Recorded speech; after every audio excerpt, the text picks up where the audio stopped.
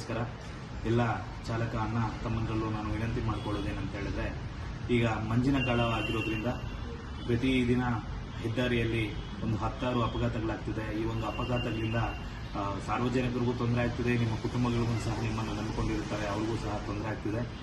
ದಯವಿಟ್ಟು ಮುಂಜಾನೆ ಸಮಯದಲ್ಲಿ 3 ರಿಂದ 6 ಗಂಟೆ ಸಮಯದಲ್ಲಿ ಚಾಲನೆ ಮಾಡುವಂಥ ಸಮಯದಲ್ಲಿ ಎಚ್ಚೆತ್ತುಕೊಂಡು ಜಾಗೃತರಾಗಿ ವಾಹನವನ್ನು ಚಲಾಯಿಸಬೇಕಂತ ಹೇಳಿ ತಮ್ಮಲ್ಲಿ ವಿನಂತಿ ಮಾಡಿಕೊಳ್ತೇನೆ.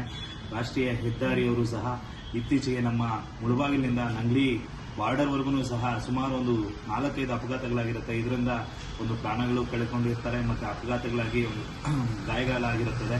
ಕಾರಣ ಏನಪ್ಪ ಅಂತ ಹೇಳಿದ್ರೆ, ಎಲ್ಲೇ ಆಗಲಿ ಒಂದು ಜೀಬ್ರಾ ಕ್ರಾಸ್ ಅನ್ನೋದಿಲ್ಲ. ಈ ಟರ್ನಿಂಗ್ಸ್ ಹತ್ರ ಈಗ ತಿರುವುಗಳಲ್ಲಿ ಯಾವುದೇ ಒಂದು ಜೀಬ್ರಾ ಕ್ರಾಸ್ ಹಾಕಿದ್ರೆ ಅಟ್ಲೀಸ್ಟ್ ವೆಹಿಕಲ್ ಸ್ಲೋ ಡೌನ್ ಆಗುತ್ತೆ.